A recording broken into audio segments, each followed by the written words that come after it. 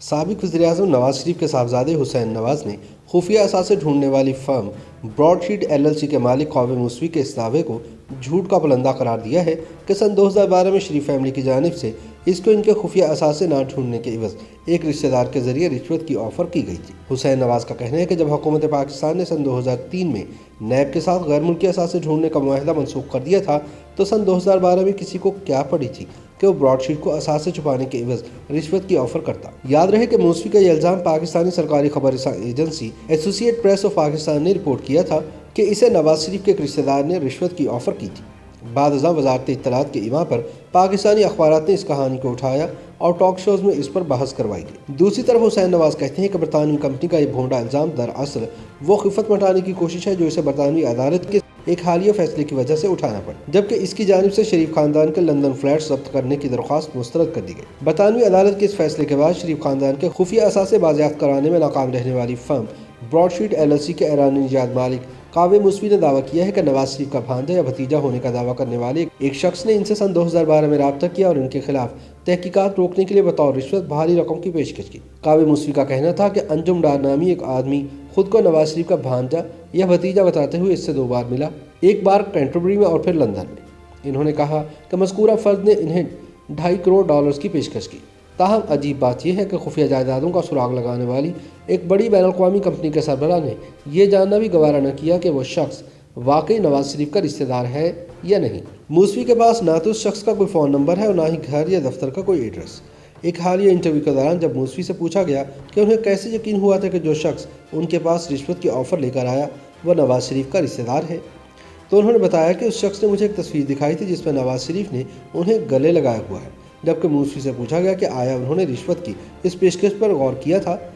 तो उसने कहा कि जब हमें यह एहसास हुआ कि वो बुनियादी तौर पर हमें पीछे हटने के लिए रकम की पेशकश कर रहा है, तो मेरा जवाब था कि जो भी रकम देने की पेशकश की जा रही है वो सालसी में वकीलों के ज़रिए हमारे पास आनी चाहिए। जब मूसवी से पूछा गया कि उसने बरतानिया के हुक्काम या अदालत के ज़रिए मुकर्रर करदा सालिस को इस ऑफ़र की इत्तला क्यों नहीं दी, तो उन्होंने कहा कि मैंने यकीनी तौर पर इसके बारे में वकला से तबादला ख्याल किया, लेकिन हमने फैसला किया कि इस मामले को मुतालिका हुकाम के सामने ना उठाएं। इस सवाल पर कि सन 2003 में पाकिस्तानी हुकूमत से असासों की वसूली का मुआहदा खत्म होने के 9 साल बाद शरीफ खानदान या उनके नुमाइंदे ने इन्हें सन 2012 में रिश्वत की पेशकश क्यों और किस वजह से की, तो क़ाविम मूसवी ने कहा कि हम तब भी हुकूमत पाकिस्तान के साथ सालसी में मसरूफ़ थे और शरीफ खानदान वाले नहीं चाहते थे कि सारा मामला सामने आए। ताहम मूसवी के इस मौक़िफ़ में कोई वजन दिखाई नहीं देता। दूसरी तरफ इस मामले पर तबसरा करते हुए नवाज शरीफ के बेटे हुसैन नवाज ने लंदन में गुफ्तगू करते हुए मूसवी को झूठा करार दिया है, जिसकी अपनी बातों से झूठ आया है। हुसैन नवाज का कहना था कि मूसवी के दावे के मुताबिक अंजुम डार नामी हमारा कोई रिश्तेदार दुनिया में मौजूद ही नहीं। अगर इस तरह का दावा करने वाला कोई फ़र्द मूसवी के पास आया था तो क्या ये उसकी तफ्तीशी कंपनी के लिए कोई मुश्किल काम था कि वो इस बंदे का सुराग लगाते कि आखिर वो कौन है। हुसैन नवाज ने कहा कि नवाज शरीफ के 2 भाई और 1 बहन है और उनके तमाम बच्चों के नाम अवामी डोमेन में हैं कि क़ाविम मूसवी इतने गए गुजरे तफ्तीशकार हैं कि वो 9 साल बाद भी इस हकीकत का तयन नहीं कर सके कि इनको मामू बनाने वाला शख्स दरअसल कौन था। हुसैन नवाज का कहना था कि साफ जाहिर है क़ाविम मूसवी झूठ बोल रहे हैं और इसका बुनियादी मकसद अपनी खिफत मिटाना है। जी, ब्रॉडशीट ने इसमें ये आर्ग्यू करने की कोशिश की थी कि चूँकि एवन फील्ड रेफरेंस में अकाउंटेबिलिटी कोर्ट का फ़ैसला शरीफ ख़ानदान के ख़िलाफ़ आ चुका है, बेसिकली हालांकि उसका कोई मेरिट तो नहीं बनता है, लेकिन मियां नवाज शरीफ साहब के ख़िलाफ़ जो है जो अकाउंटेबिलिटी कोर्ट मोहम्मद बशीर साहब का फ़ैसला था, चूँकि वो फ़ैसला हमारे ख़िलाफ़ आ चुका है, इसलिए ये अपार्टमेंट्स गवर्नमेंट ऑफ पाकिस्तान की मिल्कियत हैं। ये ब्रॉडशीट ने आर्ग्यू करने की कोशिश की थी, लेकिन जब ये मामला यहाँ पे अदालत के उनके करीब ही गया तो उसके अंदर कोई दमखम नहीं था, उनको वो डिस्चार्ज हो गया मामला। अगर इसमें कोई दमखम होता और इस चीज़ के अंदर कुछ ज़रा भी कोई कानून शिकनी होती जो ना किसी भी जुरिस्डिक्शन की, तो आज यही जो अपना इमरान खान साहब के साथी हैं, आज ये गला फाड़ फाड़ के चिल्ला रहे होते कि मियां नवाज शरीफ के ख़िलाफ़ ये फ़ैसला हो गया, जो ना शरीफ ख़ानदान के ख़िलाफ़ ये फ़ैसला हो गया। लेकिन अल्लाह ताला इज़्ज़त रखने वाला है। इसको मैं साजिश ना कहूँ तो और क्या कहूँ इस चीज़ को, कि इसमें जब ये बात आती है पाकिस्तान में तो कभी आपको जो है इक़ामे के ऊपर कोई डिसीजन होता हुआ नज़र आता है, कभी आपको बीच में अल्लाह ताला उन्हें गरीक रहमत करें जज अरशद मलिक साहब वाला मामला नज़र आता है आपको, लेकिन जब वो मामला कभी इंटरपोल के पास जाता है तो वहाँ से विंडिकेशन हो जाती है अल्हम्दुलिल्लाह। कभी यहाँ पे जो है ना अदालतों में जाता है तो अल्लाह ताला के फजल करम से वहाँ विंडिकेशन हो जाती है। जब ये नहीं कोई मामला हो तो हो, देखिए आपने अगर किसी को कन्विक्ट करना हो तो उसके लिए इमरान खान के झूठ, उसकी बड़कें और उसके साथियों के गला फाड़ फाड़ के चिल्लाने से काम नहीं बनता है। आपको किसी गलत काम करने का सबूत देना होता है। जब वो सबूत देने की बात आती है तो फिर हर चीज़ ख़त्म हो जाती है। इनकी ज़ुबानें भी जो है ना खामोश हो जाती हैं, जो कि आम तौर पे ये इल्ज़ामात लगाने से थकते नहीं हैं, ये बोतान तराशियों से थकते नहीं हैं। लेकिन जब ये मामला कानून के ऊपर आता है, जब ये मामला सबूतों के ऊपर आता है तो इनके पास कुछ भी नहीं बचता, इनके हवाले से हवा निकल जाती है केस की। तो वहाँ पे आपको जो है जज अरशद मलिक साहब केस नज़र आते हैं। जब मामला आता है पानामा केस का तो पानामा नहीं, बीच में से इकामा निकलता है। और ये एवन फील्ड हाउस का तो सारा मामला खुल के आपके सामने आ गया। मैं इससे ज़्यादा और क्या कहूँगी। मुशर्रफ साहब के दौर में नायब ने इनसे शरीफ ख़ानदान के असासों के मुतालिक, और बाकी भी और लोगों के नाम भी थे इसमें, लेकिन उन्होंने ख़ुद ये कहा था कि शरीफ ख़ानदान जो है वो हमारा मेन टारगेट है। उनको हमारे जो बैरून मुल्क असासे हैं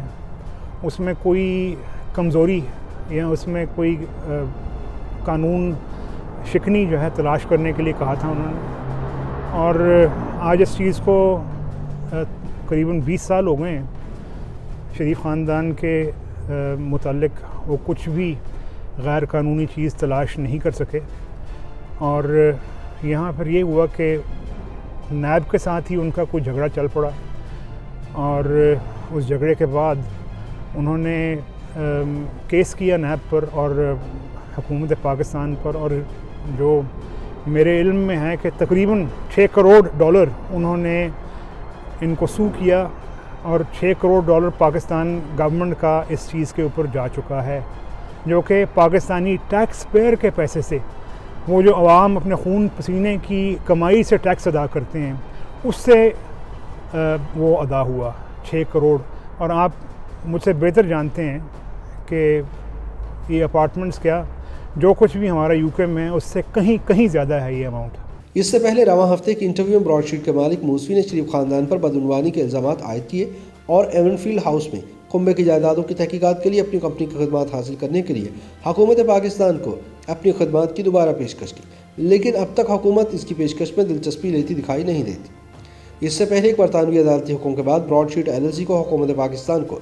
दिसंबर सन 2020 में 2 करोड़ 90 लाख रुपए अदा करना पड़े थे। ये जुर्माना वसूल करने के बाद मूसवी ने हुकूमत पाकिस्तान को ये ऑफ़र की है कि अगर वो उनके साथ सियासतदानों के गैर मुल्की असास से ढूंढने का मुआहिदा दोबारा कर ले तो उसकी फ़र्म हुकूमत पाकिस्तान को जुर्माने की रकम वापस करने को तैयार है। ताहम इस हवाले से वज़ीर-ए-आज़म इमरान खान के मुशीर बराए एहतसाब और दाखिला अमूर बैरिस्टर मिर्ज़ा शहजाद अकबर ने कहा है कि हुकूमत पाकिस्तान को ब्रॉडशीट LLC की खदमात में कोई दिलचस्पी नहीं, क्योंकि इसने पाकिस्तानी ख़जाने में कुछ वापस लाए बगैर इल्ज़ामात से पाकिस्तान का नाम ख़राब किया है। याद रहे कि अपने हालिया इंटरव्यू में कावे मूसवी ने भी ये इल्ज़ाम लगाया था कि वह जब इमरान खान के मुशीर एहतसाब बैरिस्टर शहजाद अकबर से मिले थे तो उनके साथ आने वाला शख्स मुश्तबा अफराद की जायदाद के बारे में जानने की बजाय अपने हिस्से की रकम में ज़्यादा दिलचस्पी रखता था।